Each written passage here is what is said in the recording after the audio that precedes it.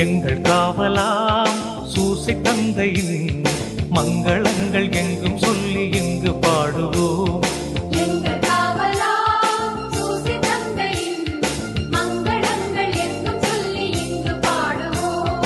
செங்கை அதிலே தங்க புஷ்பம் தங்கு போல ஏந்திடும்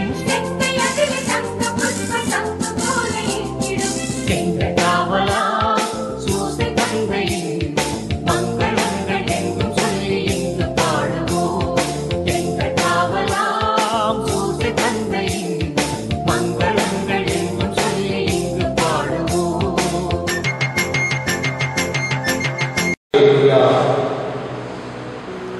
தந்தை மகன் தூய ஆவியானவரே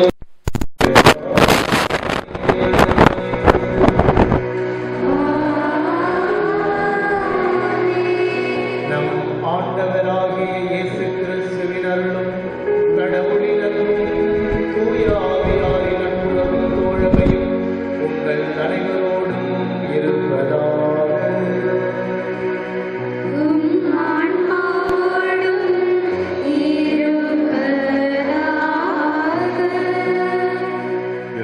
பிரியமான சகோதர சகோதரிகளை, நமது பங்கின் பாதுகாவலான புனித யோசேப்பின் திருவிழாவை நாம் ஒரு குடும்ப விழாவாக, உறவை பகிர்ந்து கொள்கின்ற ஒரு விழாவாக எடுத்துக் கொண்டிருக்கிறோம். கடந்த 2 நாட்களாக அற்புதமான சிந்தனைகளோடு நாம் பயணம் செய்தோம். இன்றைக்கு 3வது நாளிலே நமது பாதங்கள் பதிந்திருக்கிறது. இன்றைக்கு திருச்சபையானது ஆவியாருடைய திருவிழாவை கொண்டாடுகின்ற இந்த நாளிலே நாமும் கூட அந்த ஆவியானுடைய அபிஷேகத்தை பெற்றிருக்கிறோம். ஆவியானவர் நம் அனைவரையும் இயக்கிக் கொண்டிருக்கிறார். ஆவியானுடைய கனிகளாலும் கொடைகளாலும் நிரப்பப்பட்டிருக்கிறோம் என்ற உண்மைகளை உணர்ந்திருக்கிறோம். எனவே இன்றைய நாளிலே நமது பங்கில் இருக்கின்ற ஒவ்வொரு பிள்ளைகளையும், ஒவ்வொரு குடும்பத்தினரையும் ஆவியானாமே நிறைவாக ஆசீர்வதித்து வழிநடத்தி அபிஷேகம் செய்ய வேண்டும் எனவும், நாளைய தினம் நடைபெறவிருக்கின்ற நமது பங்கினுடைய விழா சீரோடும் சிறப்போடும் அர்த்தமுள்ள உறவை பகிர்ந்து கொள்ளுகின்ற, அன்பை பெருக்குகின்ற ஒரு விழாவாக இருக்கும் என்று சொல்லி இந்த திருப்பலியை நாம் மன்றாடுவோம். இந்த திருப்பலியாளர் சாம்சன் மின்சி கருத்துப்படி பீட்டர் ஆண்மலை பார்த்திக்காகும், கிறிஸ்டியன் செல்வராஜ் மரியம் கருத்துப்படி இறைவனுக்கு நன்றிப்படியாகும், பக்தர் கருத்துப்படி இறைவனுக்கு நன்றிப்படியாகும், மேரி கருத்துப்படி இறைவனுக்கு நன்றிப்படியாகும், விக்டோரியா பத்திராஜ் கருத்துப்படி இறைவனுக்கு நன்றிப்படியாகும், ஜோசப் பிரகாஷ் இமாக்குலேட் அருட்சபரி ஜோஸ்பின் ரீனா கருத்துப்படி இறைவனுக்கு நன்றிப்படியாகவும், சிறப்பாக இன்றைக்கு நமக்காக திருப்பலி நிறைவேற்றி இறை வேண்டுதல் செய்வதற்காக வந்திருக்கின்ற அருள் தந்தை செல்வா அவருடைய உடல் உள்ள சுகத்திற்காகவும் பணி சிறக்க வேண்டும் என்பதற்காகவும் ஜெபித்துக் கொள்வோம். இந்த திருப்பலியை நாம் தகுதியோடு ஒப்புக் கொடுக்க நமது குற்றங்கள், குறைகள், பாவங்களை ஏற்றுக்கொண்டு மனமருந்தி மன்னிப்பு கேட்போம். குறிப்பாக தூய ஆவியானவருடைய தூண்டுதலை ஏற்றுக்கொள்ளாமல் அந்த ஆவியானவருக்கு எதிராக செய்த குற்றங்களையும் இந்த நேரத்திலே மனமருந்தி மன்னிப்பு கேட்போம். ஏனென்றால் ஆண்டவர் சொல்லுகிறார், ஆவியானவருக்கு எதிராக செயல்படுபவர்கள் மன்னிக்கப்பட மாட்டார்கள் என்று சொல்லுகிறார். எனவே இந்த பரிசுத்த ஆவியானவருடைய ஏவுதலை அறியாமல் இருந்த காரணங்களுக்காக மன்னிப்பு கேட்டு ஆண்டவரிடத்திலே மன்னிப்பு அருள் வேண்டுவோம்.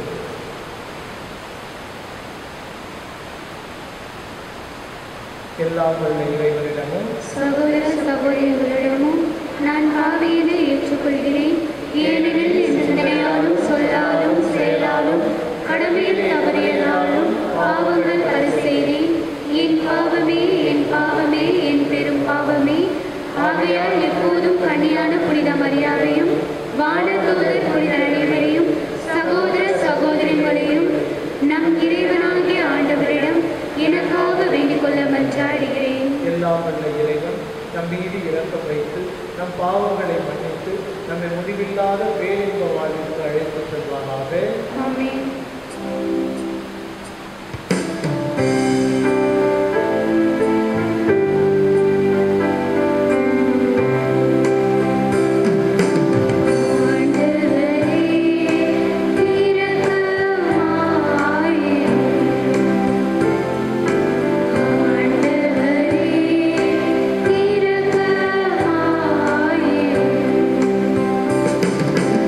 Yes.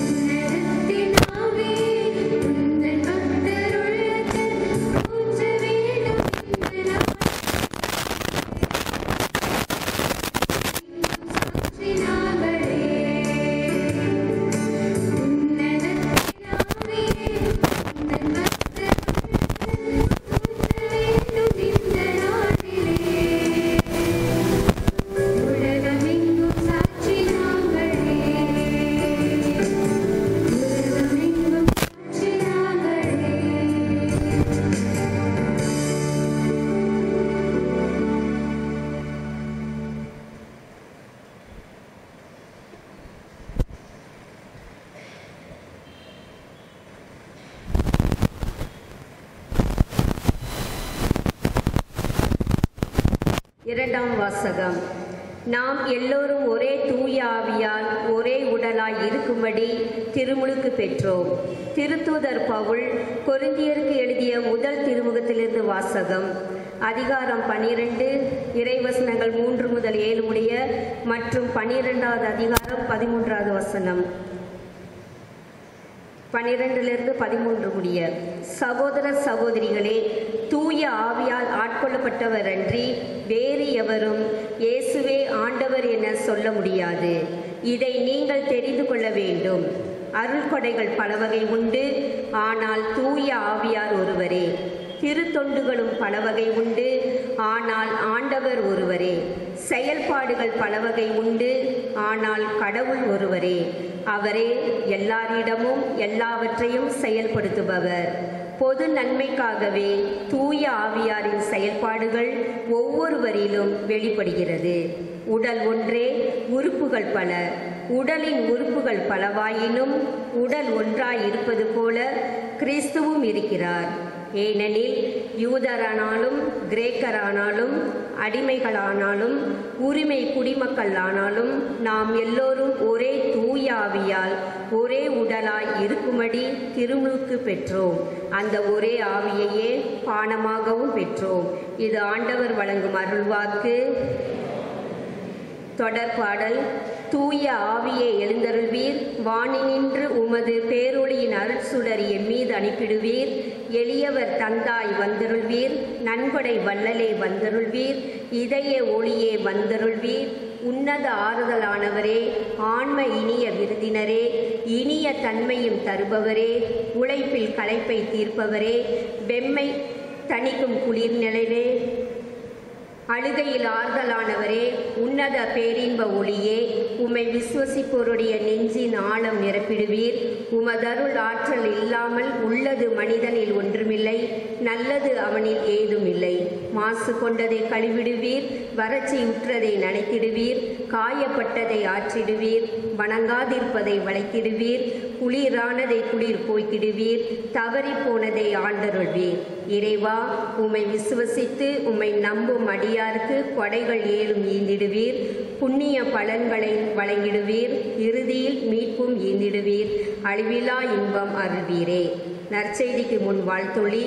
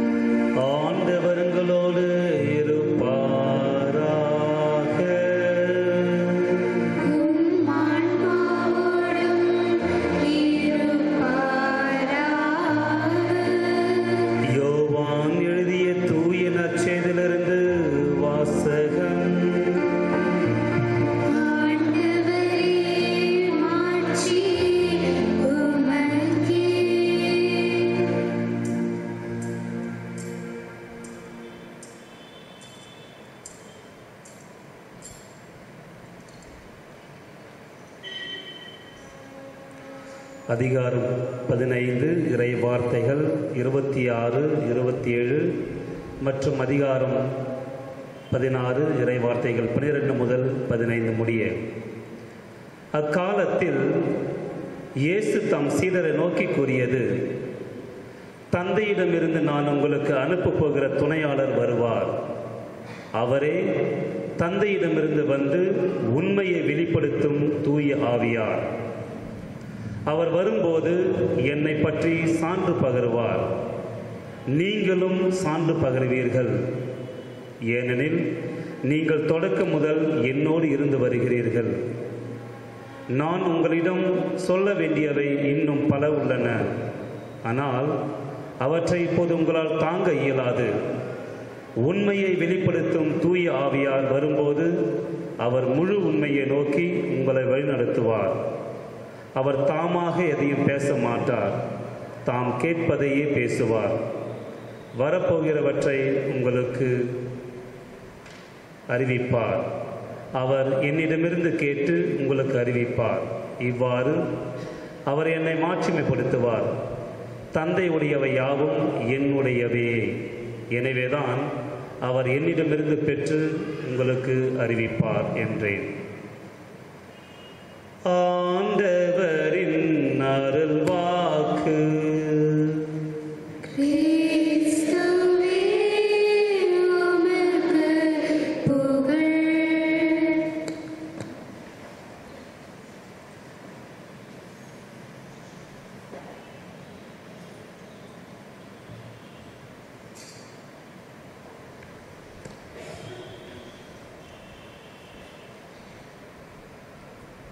இறையேசுவில் பிரியமான சகோதர சகோதரிகளே,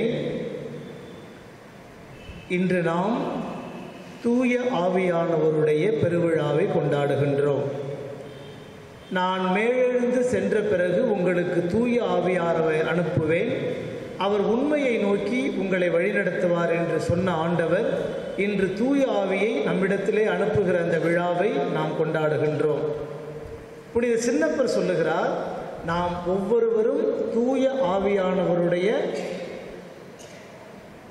சத்தமா நாம் ஒவ்வொருவரும் தூய ஆவியானவரின் ஐய நிலவு மோசமாக இருக்கு. நாம் ஒவ்வொருவரும் தூய ஆவியானவரின் சத்தமா? அவ்வளவுதான் சத்தமா? என்ன சத்தமா? இன்னும் ஒரு முடிவோடு தான் வந்திருக்கிறீங்கள. நீ சொன்னாப்புல நாங்கள் கத்திடுவோமோ? அதுக்கு வேற ஆளை பாரு, சத்தமாக சொல்லுங்க. அப்போதான் நீங்கள் தூய ஆவியானவருடைய ஆலயங்களாக இருப்பீங்க. நாம் ஒவ்வொருவரும் தூய ஆவியானவருடைய ஆலயங்கள். ஆவியை தாரும் இயேசுவே, தூய ஆவியை தாரும் இயேசுவே. பாடுவோம். ஆவியை தாரும் இயேசுவே, தூய ஆவியை தாரும் இயேசுவே. இன்னொரு முறை பாடுவோம். ஆவியை தாரும் இயேசுவே, தூய ஆவியை தாரும். புது படைப்பாய் நான் மாற, புது மலரெனவே வாழ,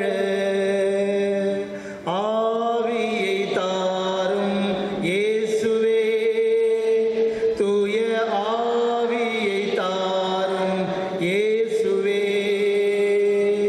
புது படைப்பாய் நான் மாற, புது மலரெனவே வாழ, ஆவியை தாரும் இயேசுவே, தூய ஆவியை தாரும் இயேசுவே. இந்த ஆவியானவர் நம்மை புது படைப்பாக மாற்றுகிறார். கடவுள் உலகத்தை படைக்கத் தொடங்கிய பொழுது ஆவியானவர் தண்ணீரின் மீது அசைவாடி கொண்டிருந்தார் என்று நாம் வாசிக்கிறோம். தொடக்கத்திலே வந்த ஆவியானவர் இடையில் தன்னுடைய மகனில் இறங்குகிற அந்த ஆவியானவர் இன்று இயேசு உயிர்த்து விண்ணகம் சென்று தந்தையின் வலப்புறம் அமர்ந்த பிறகு அதே ஆவியானவர் இந்த உலகத்தை நிரப்புகிறார். எனவே ஆவியானவருடைய வருகை என்பது தொடக்கம், மையம், முடிவு. இதை மறந்துடக்கூடாது. தந்தை, மகன், ஆவியானவர். நாம் அடுத்து மூவொரு கடவுளுடைய பெருவிழாவை கொண்டாட இருக்கிறோம். எனவே இந்த மூன்று கடவுளும் ஒரே கடவுள். ஆனால் தந்தை, மகன், ஆவியானவர் யாருக்கு இணையா பேசப்படுகிறார்? சொல்லுங்க பார்க்கலாம். சத்தமா? நீங்க தப்பா சொன்னாலும் பரவாயில்ல. ஆவியானவர் யாருக்கு இணையாக பேசப்படுகிறார்? ஆவியானவருக்கு ரெக்கை இருக்கா? கோழி தன்னுடைய குஞ்சுகளை ரெக்கைக்கு கீழே வச்சுக்குது. அப்போ ஆவியானவர் எதற்கு சமம்? ஒரு அன்னைக்கு சமம், ஒரு தாய்க்கு சமம். கேள்வி கேட்டு பதில் கேட்டு கேட்டு வாங்குறதுக்குள்ள எனக்கு இன்னும் 2 நாள் கூட வேணும் போல இருக்கு. இப்போ சரி, அப்போ ஒரு ஆவியானவர் அன்னைக்கு இணையாக சமமாக பேசப்படுகிறார். எப்படி கோழியானது தன்னுடைய குஞ்சுகளை தன் சிறகின் நிழலில் பாதுகாக்கிறதோ அதே போல இந்த ஆவியானவர், புறா வடிவிலே இருக்கிற ஆவியானவர் இந்த உலகை தன்னுடைய சிறகின் நிழலில் பாதுகாக்கிறார். எனவே இந்த ஆவியானவருடைய பெருவிழாவன்று நான் உங்களிடத்தில் எதை பேசலாம் என்று விரும்பினேன் என்று சொன்னால், நான் ஏற்கனவே தந்தை டேவிட்டிடம் சொன்னது போல இன்று நெருக்கடியான நிலையில் எப்படி முடிவெடுப்பது, அதுதான் இன்னைக்கு நான் உங்களோட பகிர்ந்துக்க போறேன். நெருக்கடியான நிலையில எப்படி முடிவெடுப்பது? இந்த பரிசுத்த ஆவியானவர் தான் எல்லா முடிவெடுப்பதற்கு அடிப்படையாக அமைகிறார். இயேசு சபையை உருவாக்கிய இஞ்ஞாசியார் ஒரு முக்கியமான கருத்தை சொல்றார். தேர்ந்து தெளிதல், டிசர்ன்மெண்ட் அப்படின்னு ஆங்கிலத்தில் பேரு. எது சரி, எது தவறு, எது நல்லது, எது தீமையானது அப்படிங்கிறத தேர்ந்து தெளிவதில் தூய ஆவியானவர் நமக்கு துணை இருக்கிறார் அப்படின்னு அவர் சொல்றார். 40 நாள் அவர் மன்ரேசா குகையில மனமாற்றம் பெற்ற பிறகு மன்ரேசா குகையில 40 நாள் எந்த உணவுமே இல்லாமல் உள்ளே இருந்தார். அப்பொழுது அவர் தூய ஆவியினாலும் தீய ஆவியினாலும் ஆட்கொள்ளப்படுகிறார். 2 ஆவியுமே. தீய ஆவி என்ன செய்யுது அப்படின்னா, அவரை இந்த உலகத்துல எவ்வளோ புகழ் உனக்கு கிடைச்சது, நீ ஒரு பெரிய படைவீரனா இருந்த, நீ ஒரு பெரிய அரசனாக வேண்டிய நேரத்தில், ஒரு அழகான பெண்ணை கட்டிக்கிட்டு சந்தோஷமா வாழ வேண்டிய நேரத்தில் இப்படி கடவுளுக்காக மனசு மாறி வந்துட்டியே, உன் வாழ்க்கையை அழிச்சிட்டியே அப்படின்னு சாத்தா ஒரு பக்கம் அவர் போட்டு கொடன்னு கொடையுது. இன்னொரு பக்கம் ஆவியானவர், தூய ஆவி, நீ தேர்ந்து கொண்ட பாதை தான் சரியான பாதை, நீ தேர்ந்து கொண்ட பாதை தான் உண்மையான பாதை, இந்த பாதையில் நீ நிலைத்திரு, உன்னை விட்டு விடாதே அப்படின்னு இந்த பக்கம் தூய ஆவி அவரை இழுக்குது. 2க்கு இடையில் அவர் போராடுகிறார்.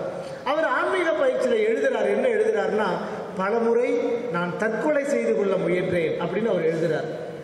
பலமுறை நான் தற்கொலை செய்து கொள்ள வேண்டும் என்று. ஏன்னா அந்த சாத்தா என்னை போட்டு படுத்தின பாட்டில் இந்த தூய ஆவியிடமிருந்து எனக்கு தீய ஆவியின் சக்திகள் தான் என்னை போட்டு அமுக்குன்னு அமுக்கி நான் தற்கொலை செய்து கொள்ள வேண்டும் என்று பலமுறை முயற்சி செய்தேன். ஆனால் நான் சரியானதை தேர்ந்து கொள்வதிலே எனக்கு தூய ஆவியானவர் தான் வழிகாட்டினார் அப்படின்னு அவர் இந்த ஆன்மீக பயிற்சி புத்தகத்தில் எழுதுகிறார். ஸ்பிரிச்சுவல் எக்ஸசைசஸ் அப்படின்னு அந்த புத்தகத்துக்கு பேர். இன்னைக்கு உலகத்தில் இருக்கிற எல்லா துறவற சபைகளும் இந்த ஆன்மீக பயிற்சியை, இஞ்ஞாசியாருடைய ஆன்மீக பயிற்சியை தியானத்துக்கு எடுத்துக்கொள்கிறார்கள். பொதுநிலையினருக்கும் தியானம் கொடுக்கிறார்கள். அதுல முக்கியமான கருத்து இதுதான், டிசர்ன்மெண்ட், தேர்ந்து கொள்வது.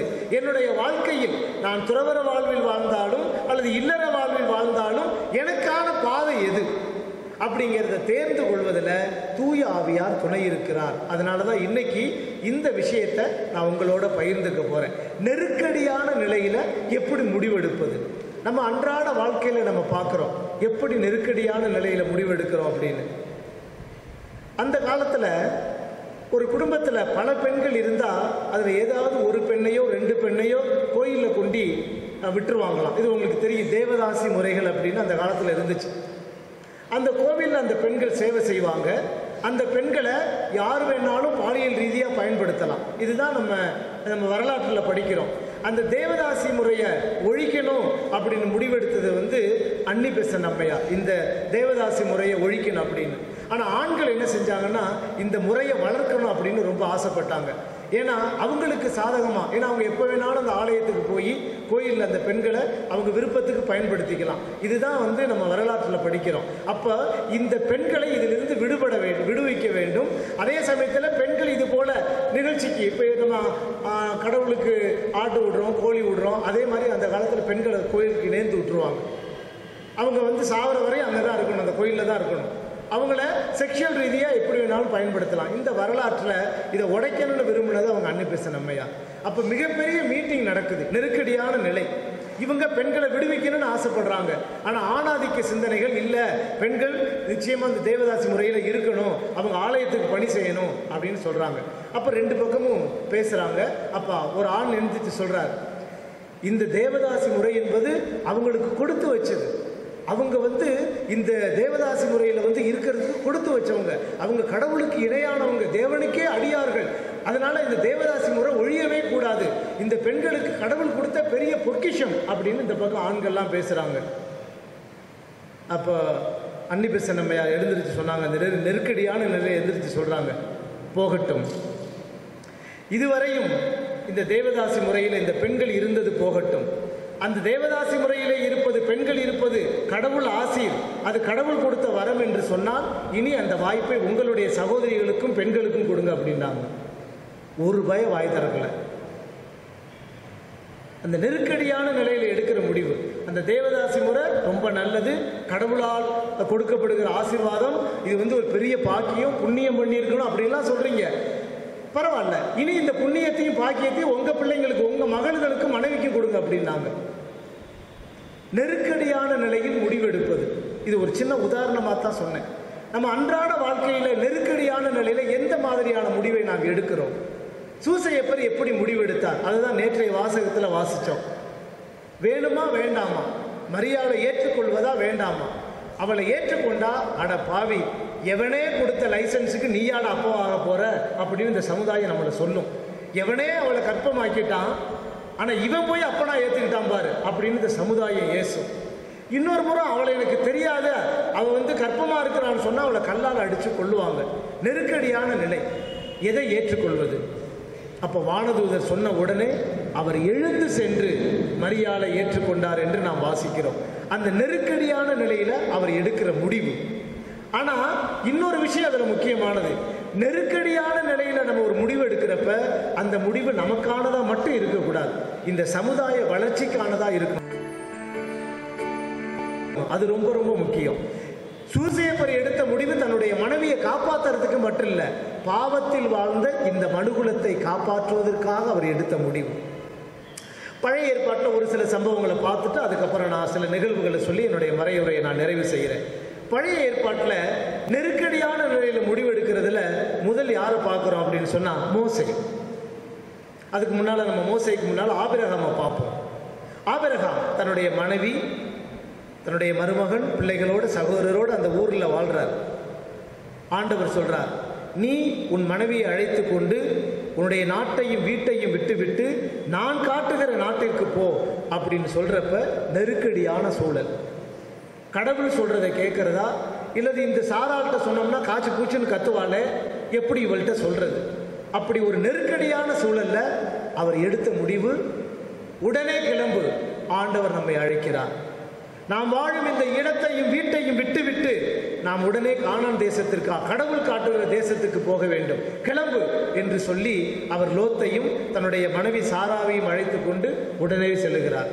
அப்போ அவர் எடுத்த முடிவு ஒரு நெருக்கடியான சூழல்ல அவர் எடுக்கிற முடிவு, அது சாதகமான முடிவு. அந்த முடிவு அவருக்கானது மட்டுமல்ல, அவருடைய பிள்ளை ஈசாக்கு, யாக்கோப்பு, அவர் வழியாக நாம் மீட்படைவதற்கு அது பயன்பட்டது. அதனால தான் சொன்னேன், நெருக்கடியான நிலையில நம்ம முடிவு எடுக்கிறப்ப அந்த முடிவு நமக்கு மட்டும் ஹெல்ப்பா இருக்கக்கூடாது, இந்த சமுதாயத்துக்கும் உதவியா இருக்கணும். ரெண்டாவது நம்ம பார்க்கறது மோசே. ஏற்கனவே அவர் எகிப்திலிருந்து தப்பிச்சு வந்தவர் இல்லையா? ஏற்கனவே ஒருத்தனை கொலை பண்ணிட்டு தான் தப்பிச்சு வந்தார். அப்ப திரும்ப கடவுள் சொல்றார், முச்செடியின் நடுவே காட்சி கொடுத்து, நீ உடனே எகிப்துக்கு போய் என் மக்களை கூட்டி கொண்டு வா அப்படிங்கிறார். நான் முடியவே முடியாது அப்படின்னு சொல்ற நெருக்கடியான சூழல். இப்பதான் நான் ஒருத்தனை கொண்டு போட்டுட்டு வந்தேன், நான் போனா என் உயிருக்கு உத்தரவாதம் இல்லை. மோவாபு நாட்டிற்கு செல்கிறார். அங்கே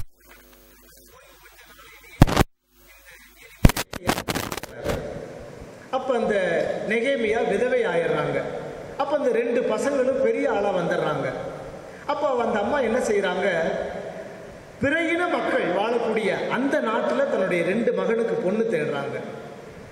2 பேரும் அந்த பையனை கல்யாணம் பண்ணிக்கிறாங்க. அதில் ஒரு பொண்ணுடைய பேர் ஒர்பா, 2வது பெண்ணுடைய பேர் ரூத்து. கல்யாணமாகி கொஞ்ச நாளையில் இந்த 2 பசங்களும் இறந்து போயிடுறாங்க. கொஞ்ச நாளில் இந்த பசங்க இறந்துடுறாங்க. அப்போ அந்த 2 இளம்பெண்களும் இளமையிலேயே விதவை ஆயிடுறாங்க. அப்போ நெகேமியா அந்த 2 மருமகளையும் கூப்பிட்டு சொல்றாங்க, இங்க பாருமா, என் பிள்ளைங்களோட உங்களுக்கு வாழ கொடுத்து வைக்கல, இந்த சின்ன வயசுல நீங்க 2 பேரும் விதவை ஆயிட்டீங்க. நீங்க என்ன செய்யுங்க, உங்க நாட்டுக்கு திரும்பி போய் உங்களுக்கு பிடிச்ச பசங்களை திருமணம் முடிச்சுக்கிட்டு சந்தோஷமா இருங்க. இந்த சின்ன வயசுல ஒரு துணை இல்லாம வாழ்றது ரொம்ப கஷ்டம் அப்படின்னு மாமியார் மருமகளுக்கு அறிவுரை சொல்றாங்க. நெருக்கடியான சூழல். இவங்க சொல்றதை கேட்டுக்கிட்டு அந்த ஒர்பா அப்படிங்கிற மருமக போயிடுறான். ஆனா ரூத்து மட்டும் மாமியார் கிட்ட சொல்றா, நான் எங்கேயும் போக மாட்டேன். ஒரு அருமையான வசனம், அதை எடுங்க வாசிப்போம். ரூத்து புத்தகம் 1 அதிகாரம் 16வது வசனத்திலிருந்து வாசிங்க பார்க்கலாம். ஒருத்தர் யாராவது பைபிள் கொண்டுட்டு வரல சாமி, டெய்லி வாசக புக் இருக்குல்ல, அதை மட்டும் எடுத்துகிட்டு வந்திருக்கோம். அதுவும் கூட ஒவ்வொரு மாதம் உள்ளதை எடுத்துகிட்டு வந்திருக்கோம். அதை யார் குழந்தை மாதிரி பெருசாக தூக்கிட்டு வர்றது? நேற்று நீ கொடுத்திய இவ்வளோ பெருசு எவன் தூக்கிட்டு வருவான்? நாங்கள் பிறகு சிம்பிளாக வச்சுருக்கோம், சின்னதான். நான் வாசிக்கிறேன். அந்த மருமக சொல்கிறா, ரூத்து சொல்கிறா தன்னுடைய மாமியார்கிட்ட, ரொம்ப அருமையான ஒரு வசனம். உம்மோடு வராமல் உம்மை விட்டு பிரிந்து போகும்படி என்னை நீ வற்புறுத்த வேண்டாம். மருமக சொல்றா. அடுத்து சொல்ற வசனம் தான் ரொம்ப ரொம்ப முக்கியமானது. நீர் செல்லும் இடத்திற்கே நானும் வருவேன். உமது இல்லமே எனது இல்லம், உம்முடைய இனமே எனது இனம், உம்முடைய தெய்வமே எனக்கும் தெய்வம். நீர் எங்கே இறப்பீரோ அங்கேயே நானும் இறப்பேன். அங்கேதான் என் கல்லறையும் இருக்கும். சாவிலும் உம்மை விட்டு நான் பிரியேன். எந்த மருமகளாவது மாமியாரை பார்த்து இப்படி சொன்னா எப்படி இருக்கும்? எந்த மருமக சாமி சொல்றா, எப்படா சாவுன்னு பார்க்குறா.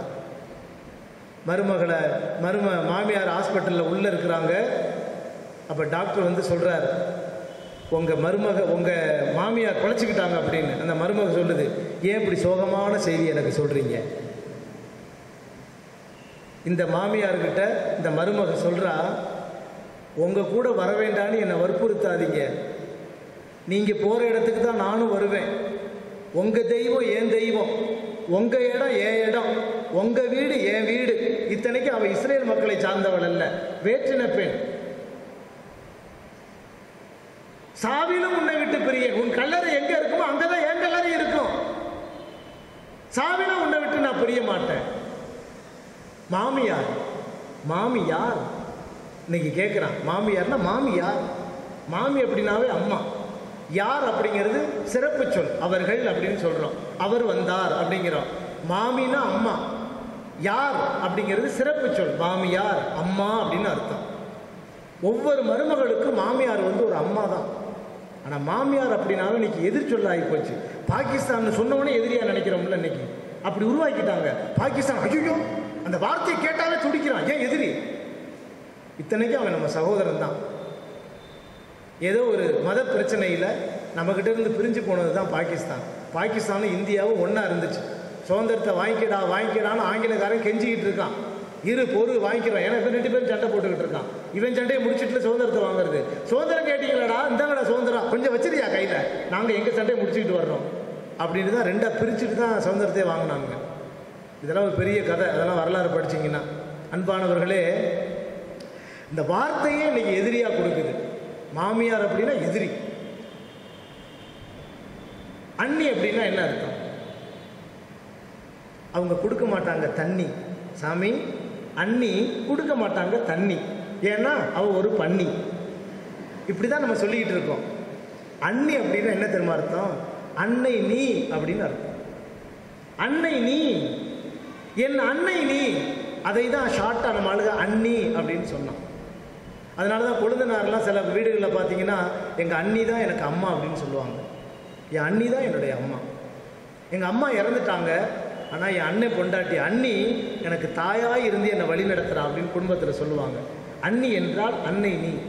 இந்த மருமகள் மாமியாரை மிஞ்சும் அளவுக்கு நான் உன்னோடு தான் வருவேன் என்று சொல்லி வருகிறார். அந்த நெருக்கடியான நிலையில அவள் எடுக்கிற முடிவு, அதற்காக சொல்லுகிறேன். அன்பானவர்களே, அதன் பிறகு நாம் புதிய ஏற்பாட்டிலே பார்க்கிறோம், மரியாள் ஒரு நெருக்கடிக்கு தள்ளப்படுகிறார். லூக்கா புத்தகம் 1 அதிகாரத்திலே வாசிக்கிறோம். கபிரியேல் தூதர் மரியாளுக்கு மங்கள வார்த்தை சொல்லுகிறார். நீ இயேசுவை பெற்றெடுக்க வேண்டும், உன்னதமானவர், பெரியவர், தாவீது பரம்பரையிலே வரக்கூடியவர், இப்படியெல்லாம் அவளுக்கு செய்தி சொல்லப்படுகிறது. ஆனால் அவள் ஒரு நெருக்கடிக்கு தள்ளப்படுகிறார். நானோ கணவனை அறியேனே அப்படிங்கிறார். ஏன்னா கணவன் அறியாதவள் கல்லால் எரிந்து கொள்ளப்பட வேண்டும் என்ற சமுதாயத்திலே வாழுகிற நான் இது எங்கனம் நிகழும் என்று அவர் கேள்வி எழுப்புகிறார். ஒரு நெருக்கடியான சூழல். அப்பொழுது கடவுள் சொல்லுகிறார் தூதர் வழியாக, நான் உன்னோடு இருப்பேன். நான் வாழுகின்ற கடவுள், உன்னதராம் கடவுள், வல்லமை, தூய ஆவியார் உன் மீது வருவார், அவர் உன்னை வழிநடத்துவார் என்று சொல்லுகிற பொழுது மரியாள் நெருக்கடியிலே எடுக்கிற முடிவு என்ன? இதோ ஆண்டவருடைய அடிமை, உமது வார்த்தையின்படியே எனக்கு ஆகட்டும். Praise the Lord. நல்ல கரங்களை, 2 கரங்களை தூக்குங்க, நல்ல கை தட்டுங்க, நல்ல கரங்களை தட்டி நல்ல கை தட்டுங்க.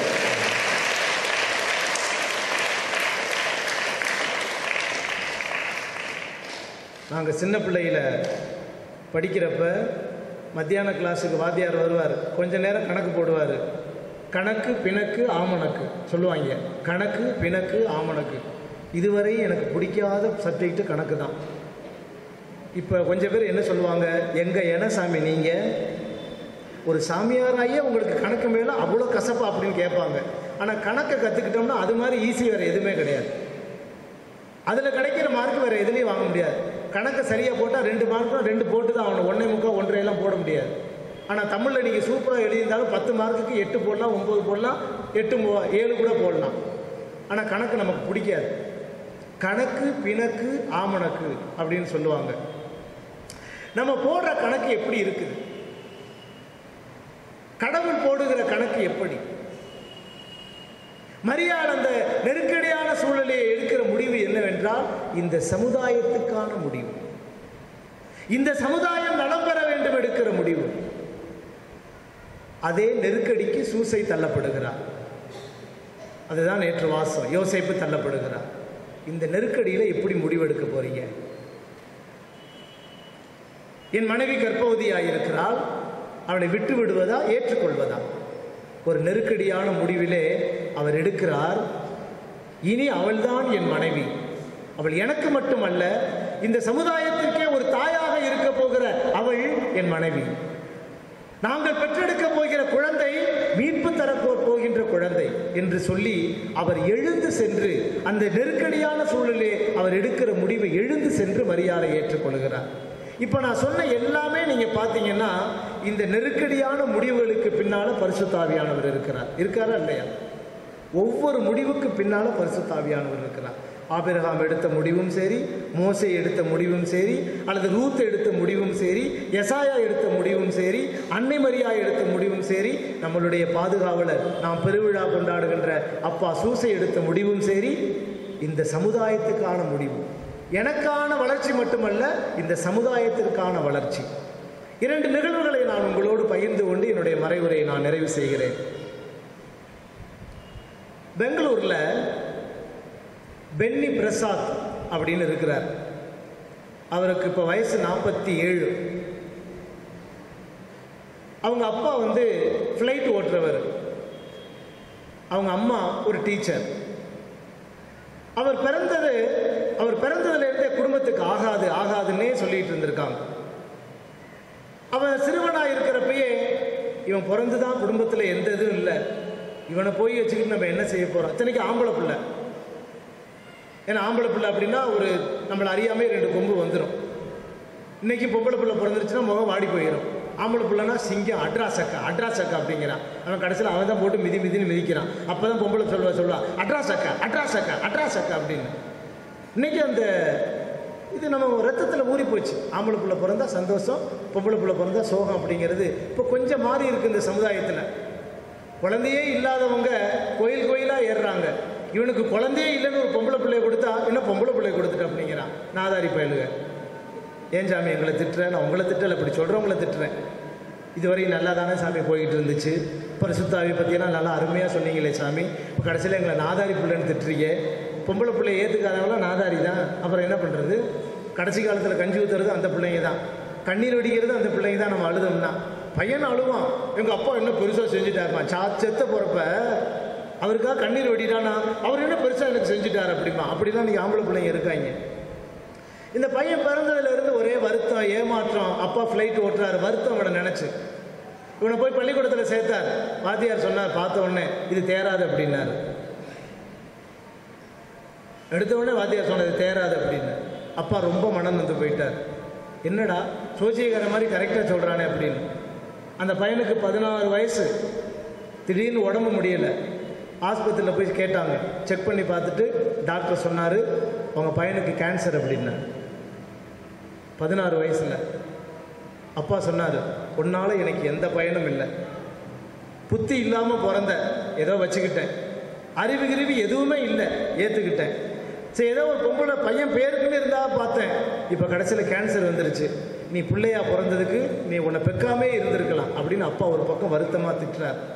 அம்மா ஒரு பக்கம் ஏன் தான் நீ என் வயிற்றில் வந்து பிறந்தியோ அப்படின்னு கண்ணீர் வடிக்கிறாங்க. அன்னைக்கு ராத்திரி தூங்க போகிறான். அவனுக்கு ஒரு மனநிலை வந்துச்சு, இனி நான் ஏன் உயிரோடு இருக்க வேண்டும். படிக்கிற வாத்தியார் சொல்கிறாரு, இவன் தேரமாட்டான், அறிவில்லை புத்தி இல்லைன்னு சொல்கிறாரு. வாத்தியார் சரி அதெல்லாம் தப்பிச்சு வந்தால் கடைசியில் டாக்டர் சொல்கிறாரு, உனக்கு கேன்சர், எப்போ உயிர் போகணும்னு தெரியாது. 6 மாதமோ 5 மாதமோ 4 மாதமோ 1 வருஷமோ தெரியாது, ஆனால் சீக்கிரத்தில் செத்துருவான் அப்படிங்கிறாரு. எதுக்குமே பயனில்லாத நான் ஏன் வாழணும் அப்படிங்கிற ஒரு நெருக்கடியான சூழலுக்கு அவன் தள்ளப்படுறான். அழுது புலம்புகிறான், கதறி அழுகிறான், கதவை சாத்தி கொண்டு. அப்பொழுது அவனுடைய உள்ளத்திலே ஒரு ஒளி, ஆவியானவர் இறங்குகிறார். எடுத்து வாசி என்று சொல்லுகிறார்.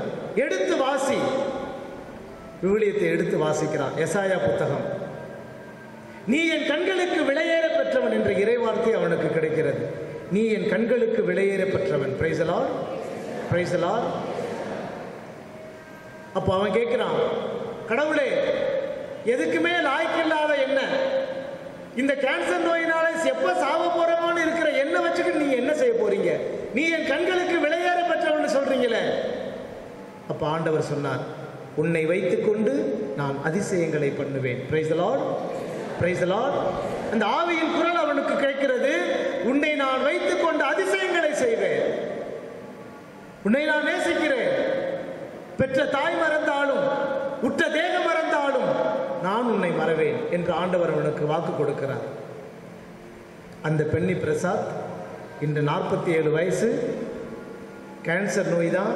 ஆனால் இதுவரையும் அவள் உயிரோடு இருக்கிறாள். அந்த நோய்க்கான எந்த அறிகுறியுமே இல்லை. Praise the Lord, praise the Lord. உன்னை பயன்படுத்துவேன் என்று ஆண்டவர் சொன்னார் இல்லையா? அவன் இசையை நன்றாக கற்றுக்கொண்டு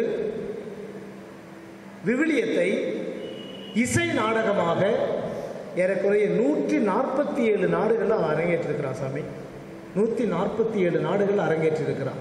இசையை, இந்த விவிலியத்தை இசை வடிவில் உலகம் முழுவதும் 147 நாடுகளில் அரங்கேற்றிருக்கிறான். பல விருதுகள் அவனுக்கு வந்து குவிந்திருக்கிறது. இன்று அவனுக்கு மிகப்பெரிய பேரும் புகழும் கிடைத்திருக்கிறது. அவனுடைய வார்த்தையை ஆயிரக்கணக்கானோர் அமர்ந்து ஸ்டேடியத்திலே கேட்கிறார்கள். ஆண்டவர் சொன்னார், உன்னை நான் அதிசயங்களை பண்ண செய்வேன். நீ என் கண்களுக்கு விலையேற பெற்றவன் என்று அந்த ஆவியின் சக்தி அவனுக்கு வெளிப்படுத்தியது. அவர் சொல்லுகிறார், அந்த மிக பெரும் நெருக்கடியிலே நான் சரியான முடிவை, மரணத்தை தழுவுவதா அல்லது வாழ்ந்து காட்டுவதா என்ற அந்த நெருக்கடியான சூழலிலே நான் எடுத்த முடிவுதான் நான் கடவுளின் பிள்ளையாக இருப்பேன் என்று. அன்று இருந்த கேன்சர் காணாமல் போய்விட்டது.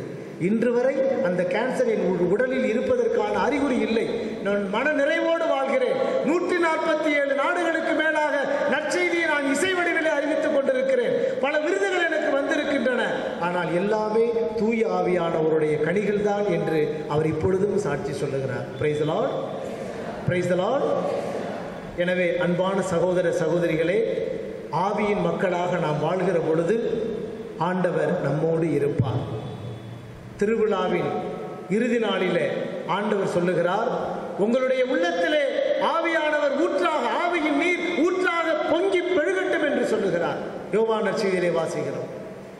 திருவிழாவின் இறுதியான பெருவிழாவிலே சொல்லுகிறார், உங்கள் உள்ளத்திலே ஆவியானவர் ஆறாக ஓடட்டும், அவருடைய சக்தி வல்லமை நீர் ஆறாக ஓடட்டும் என்று சொல்லுகிறார். எனவே அன்பானவர்களே, இந்த ஆவியானவரை நாம் அணிந்து கொள்ள வேண்டும். இந்த பரிசுத்த ஆவி நம் உள்ளங்களிலே பொழியப்படுகிற பொழுது எப்படி எல்லா மொழியிலும் அவர்கள் தூய ஆவி இறங்கி வருவதை, பேசுவதை அவரவர் தங்களுடைய மொழிகளிலே கேட்டார்களோ, பரவச பேச்சிலே கேட்டார்களோ, அதே போல நாம் தூய ஆவியின் வல்லமையை பெற்றுக்கொண்டால் நிச்சயமாக நலமாக இருப்போம். நாம் ஒவ்வொருவரும் தூய ஆவியானவருடைய ஆலயங்கள் என்பதை மறந்துவிடக்கூடாது. ஆனால் ஒரு மிகப்பெரிய ஆபத்தும் இருக்கிறது. இன்று நேற்று பெய்த மழையில் இன்று முளைத்த காளான்களைப் போல திடீரென்று மனமாறி வந்து பெந்தகோஸ்தே சபையில் உள்ளவர்களும் மற்ற சபையில் உள்ளவர்களும் ஆவியானவர் இறங்கி விட்டார், எங்கடா இறங்கினார், காசுக்காக கத்தறான். டிவியை பாருங்க, 10 பேர் துடி துடின்னு துடிக்கிறான், ஆவியானவர் இறங்கி விட்டார், 10 பேர் சரியா போயிடுச்சு. ஆவியானவரை வைத்துக் கொண்டு எனக்கு பிழைப்பு நடத்துகிற அந்த நிலையையும் நாம் பார்க்கிறோம். ஆவியானவருடைய பெயராலே எனக்கு பிழைப்பு நடத்தப்படுகிறது. ஆவியானவர் இறங்கி விட்டார், சும்மா நாள் கச்சபச்சவே ஆவியானவர் இடத்துல பேசுகிறாருங்கிறான். ஆவியானவர் பேசுவார், நிச்சயம் பேசுவார். நாம் அவருடைய ஆலயங்களாக தூய்மையாக வாழுகிற பொழுது பேசுவார்.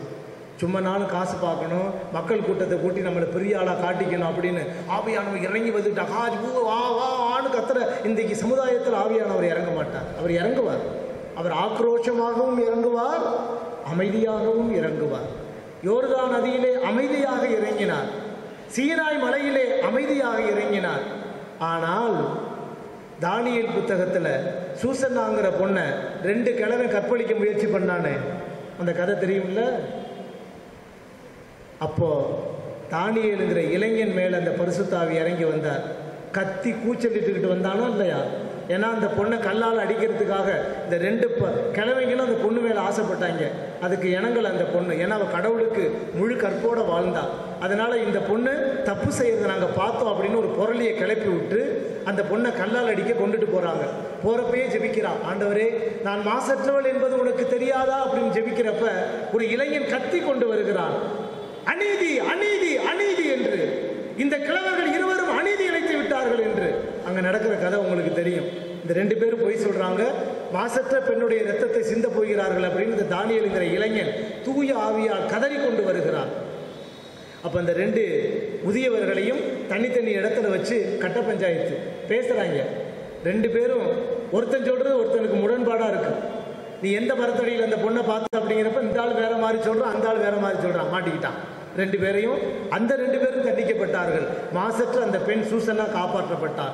அவள் காப்பாற்றப்பட்டதற்கு காரணம் இந்த பரிசுத்த ஆவி. இவர்தான், இந்த தூய ஆவியானவர் தான் தானியேல் மீது இறங்கி வந்தார். அதே போல எசாயா, எரேமியா, எசேக்கியல், சிறிய இறைவாக்கினர்களான ஆமோஸ், செப்பனியா, இவங்க எல்லாருமே தூய ஆவியானால் தான் மக்களுக்கு செய்தியை சொன்னார்கள். அரசர்களிடத்திலே நீ செய்வது தவறு, இறைவனுக்கு எதிராக நீ செயல்படுகிறாய் என்று தூய ஆவியினால் தூண்டப்பட்டு பேசினார்கள்.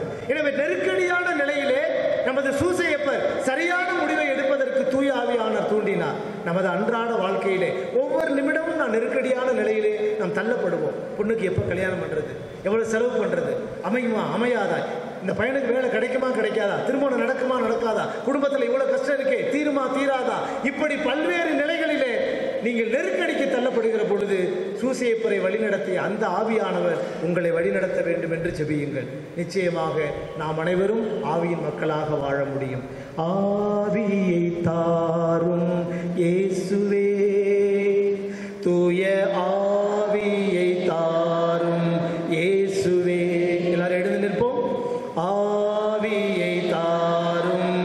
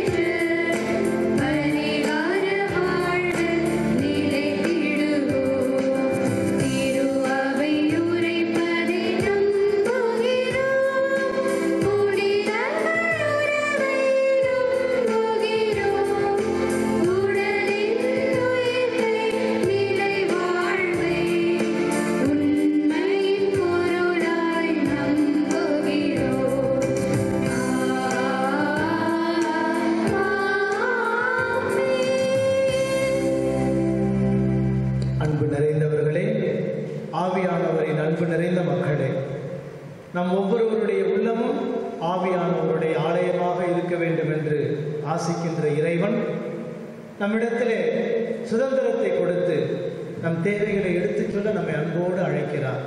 உங்களுக்காகவே நான் எல்லாவற்றையும் தருவேன் என்று நம்மை அழைக்கிற இறைவனிடத்திலே நம்பிக்கையோடு நமது தேவைகளை எடுத்துச் சொல்லி மன்றாடுவோம். அன்பு தந்தையே இறைவா, திருத்தந்தை, ஆயர்கள், குருக்கள், துறவரத்தார், பொது நிலையினர் அனைவருக்காகவும் மன்றாடுகின்றோம். இவர்கள் இறையரசின் மதிப்பீடுகளாய் தங்களையே இழந்து தங்களிடம் ஒப்படைக்கப்பட்ட இறைமக்களை நல்வழி நடத்திட இறைவா உம்மை மன்றாடுகின்றோம். உலகையாளும் இறைவா, எம் நாட்டை ஆளும் தலைவர்களுக்காக மன்றாடுகின்றோம். இவர்கள் நாட்டில் அமைதி நிலவ தேவையான திட்டங்களை செயல்படுத்தவும் மக்களின் நலனை காக்கும் அரசை அமைத்திடவும் தேவையான அருளை தர இறைவா உம்மை மன்றாடுகின்றோம். அரவணைக்கும் அன்பு இறைவா, எம் பங்கு மக்களுக்காக மன்றாடுகின்றோம். நாங்கள் அனைவரும் ஆன்மீக காரியங்களில் ஒன்று சேர்ந்து உழைத்திடவும் உமது தூய ஆவியின் அருளை எங்கள் மேல் பொழிந்து மிகுந்த சமாதானத்துடனும் மகிழ்ச்சியுடனும் வாழ இறைவா உம்மை மன்றாடுகின்றோம். நிறைவாழ்வளிக்கும் எம் அன்பு இறைவா, தூய ஆவியானவர் பெருவிழாவை சிறப்பிக்கும் நாங்கள் தூய ஆவியானவரின் ஆற்றல் எங்களுள் இருப்பதை உணர்ந்து அவருடைய துணையால் இயேசுவுக்கு சான்று பகர அருள் தர வேண்டும் என்று இறைவா உம்மை மன்றாடுகின்றோம். நமது சொந்த தேவைகளுக்காக வேண்டிக் கொள்வோம். நமது பங்கு தந்தை டேவிட்டுக்காக ஜெபிப்போம். திருத்தொண்டர் நம்மிடமிருந்து பணியாற்றி செல்கிறார், அவருக்காக நமது துணை பங்கு தந்தைக்காக வேண்டிக் கொள்வோம். நமது ஆயருக்காக ஜெபிப்போம். அவர் நல்ல முறையிலே நமக்கு திருப்பலி நிறைவேற்றி நாளைய தினம் நம்மை ஆசீர்வதிக்க வேண்டும், ஆவியின் அருளை பெற்றுக்கொள்ள வேண்டும், பெற்றுத்தர வேண்டும். மாலை நடக்கிற அந்த விழா, தேர் திருவிழா சிறப்பாக அமைய வேண்டும் என்று நாம் சிறப்பாக வேண்டிக் கொள்வோம். இந்த மன்றாட்டுகளை எல்லாம் எங்கள் ஆண்டவரும் உம் திருமகனும் ஆகிய இயேசு கிறிஸ்து வழியாக இறை தந்தையே உம்மை நோக்கி கெஞ்சி மன்றாடுகிறோம். ஆமென்.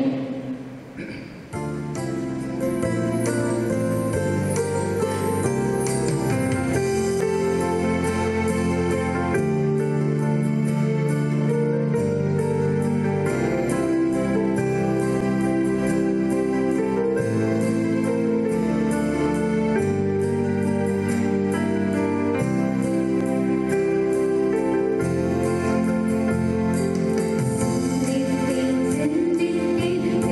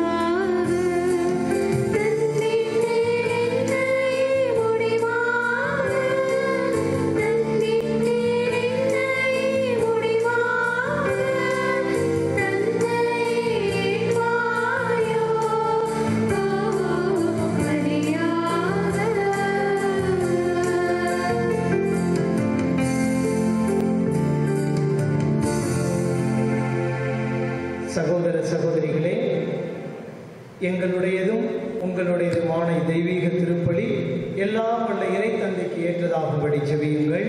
ஆண்டவர் தமது பெயரின் புகழ்ச்சிக்காகவும் மாட்சிக்காகவும் நமது நன்மைக்காகவும் புனித திரு அவையில் அனைத்து நலனுக்காகவும் உமது கையிலிருந்து இப்பலியை ஏற்றுக்கொள்வாராக.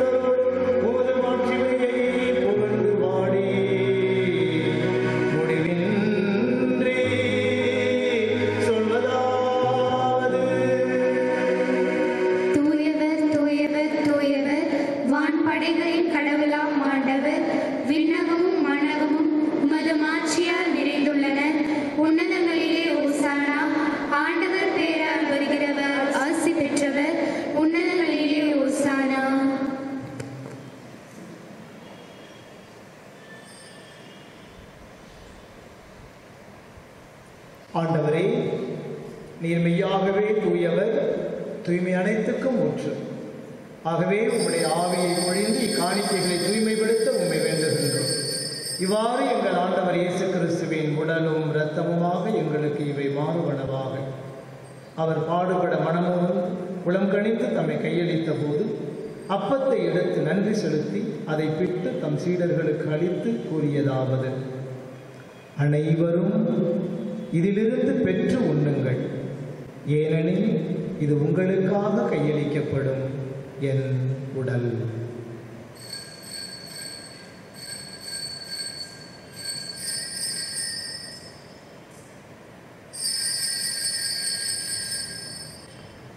அவ்வண்ணமே இரவு விருந்தை அருந்திய பின் கிண்ணத்தையும் எடுத்து மீண்டும் உமக்கு நன்றி கூறி தம் சீடர்களுக்கு அளித்து அவர் கூறியதாவது: அனைவரும் இதிலிருந்து பெற்று பருகுங்கள், ஏனெனில் இது புதிய நிலையான உடன்படிக்கைக்கு உரிய என் இரத்தத்தின் கிண்ணம். இது பாவ மன்னிப்புக்கென்று உங்களுக்காகவும் பலருக்காகவும் சிந்தப்படும். இதை என் நினைவாக செய்யுங்கள்.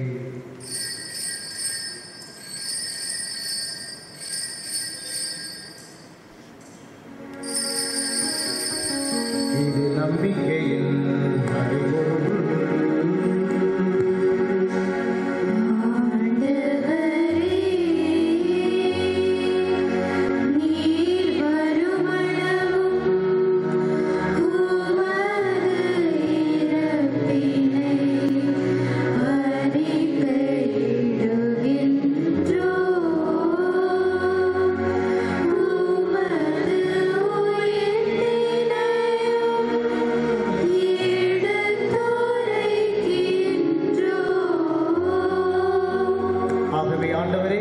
நாங்கள் கிறிஸ்துவின் இறப்பினையும் உயிர்ப்பினையும் நினைவு கூர்ந்து வாழ்வுதரும் அப்பத்தையும் மீட்பளிக்கும் கிண்ணத்தையும் உமக்கு ஒப்புக் கொடுக்கின்றோம்.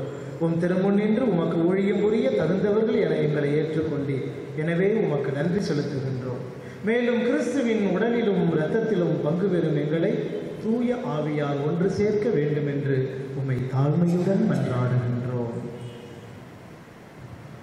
அன்பின் ஆண்டவரே, உலகமெங்கும் உமது அன்பின் ஆவியானவரின் மூலமாக இயக்கப்பட்டு பரவி இயங்கிக் கொண்டிருக்கின்ற உமது திரு அவையை நினைவு கூர்ந்தருளும்.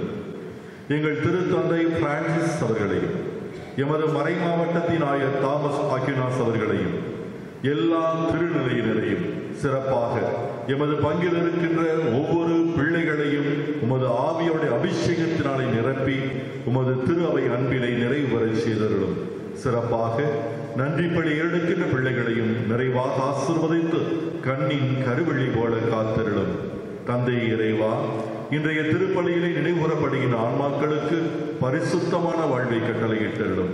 மேலும் உயிர்த்தலும் எதிர்நோக்குடன் துயில் கொள்ளும் எங்கள் சகோதர சகோதரிகளையும் இறந்தோர் அனைவரையும் இரக்கத்துடன் நினைவுகூர்ந்து உமது திருமுக ஒளியினுள் ஏற்றருளும். எங்கள் அனைவர் மீதும் இரக்கமாயிரும். கடவுளின் கன்னி தாயான புனித மரியா, அவருடைய கணவரான புனித யோசேப்பு, புனித திருத்தூதர்கள், இவ்வுலகில் உமக்கு உகந்தவராய் இருந்தோர் ஆகிய புனிதர் அனைவருடனும் நாங்கள் நிலைவாழ்வில் பங்கு கொள்ளும் தகுதி பெற்று உம் திருமகன் இயேசு கிறிஸ்து வழியாக உம்மை புகழ்ந்தேத்து வரமருள உம்மை மன்றாடுகிறோம்.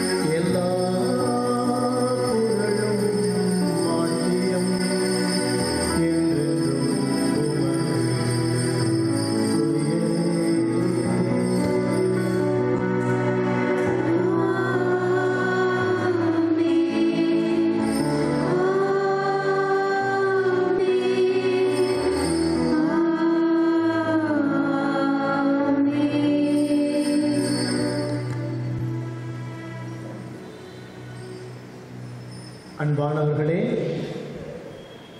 நம் இதயம் என்னும் ஆலயத்தில் ஆவியானவர் இருப்பதனால்தான் நாம் தந்தையை அப்பா என்று அழைக்கிறோம்.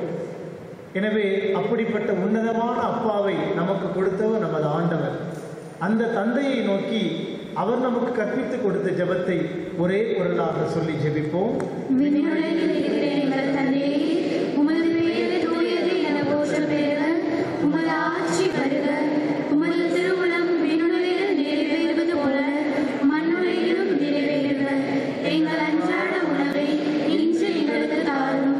எங்களுக்கு எதிராக குற்றம் செய்வோரை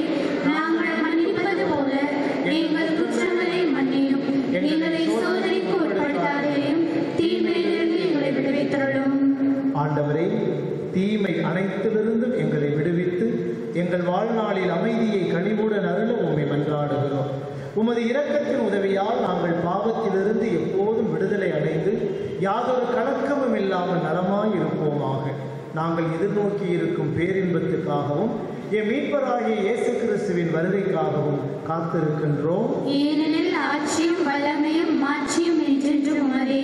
ஆண்டவராகிய இயேசு கிறிஸ்துவே, அமைதியை உங்களுக்கு விட்டு செல்கிறேன், என் அமைதியையே உங்களுக்கு அளிக்கின்றேன் என்று உம் திருத்தூதர்களுக்கு பொழிந்தீரே. எங்கள் பாவங்களை பாராமல் உமது திரு அவையின் நம்பிக்கையை கண்ணோக்கி உமது திருவுளத்திற்கு ஏற்ப அதற்கு அமைதியையும் ஒற்றுமையையும் அளித்தருள்வீராக. என்றென்றும் வாழ்ந்து ஆட்சி செய்கின்றவர் அவரே. ஆமென். ஆண்டவருடைய அமைதி உங்களோடு என்றும் இருப்பதாக.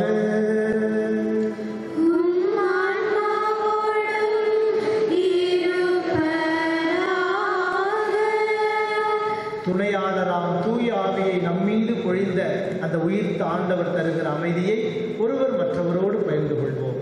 சமாதானம்.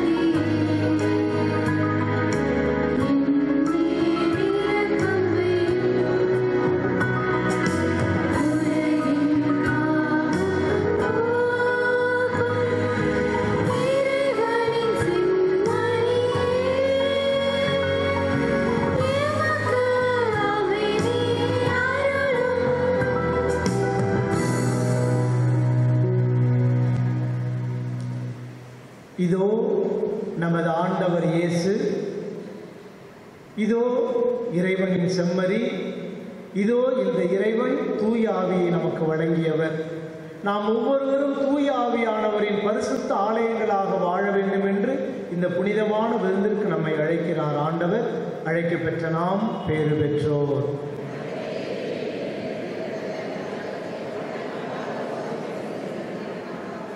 கிறிஸ்துவின் திருவுடலும் இரத்தமும் நம்மை காத்து நமக்கு முடிவில்லாத வாழ்வை அளிப்பதாக. ஆமென்.